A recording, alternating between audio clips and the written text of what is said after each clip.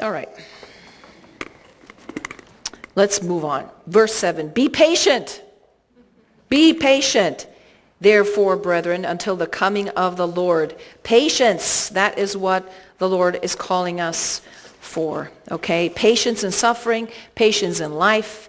Patience in every aspect. Now, I think you all had some great questions in your homework about what? Instant gratification? How the question read? Can you think of any instances in your world in which you are encouraged to be impatient? And I was laughing at myself because we were talking about the credit cards. Well, obviously the whole thing about credit cards, right? So I want it today. I get it today. I don't have to save for 3 years like I did last time, right? So now I used to swipe my card. Now they want me to put it in for the chip. And I have to wait for the chip. So I just making fun of myself because usually I see myself at the grocery store. I put the thing in and then I'm like,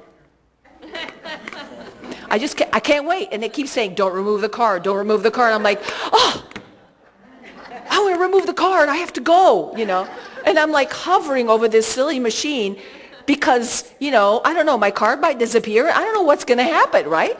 But that is a classic example of having the luxury that we couldn't have had even 15 years ago. Remember when we couldn't swipe cards, when they had to do that machine, ching. Some of you are way too young to remember that, but that used to happen. And I am old enough to remember when they didn't take credit cards. Do you remember that? Okay, and when you don't order something online and it arrives the next day. The next day. Do you know that in London, now you can get stuff delivered within 2 hours at your door?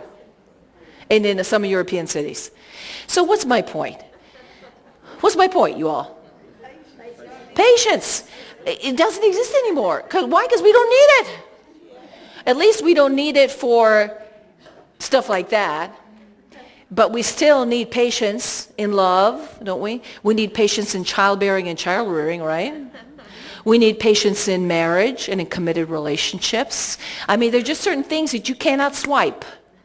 There's certain things that you just have to grow it the old-fashioned way.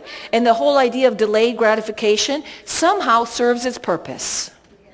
And I think that he's talking about patience and suffering, but I think he's talking about just an attitude of patience.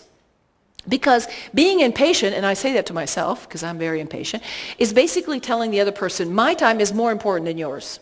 So hurry up. But is that a Christian attitude?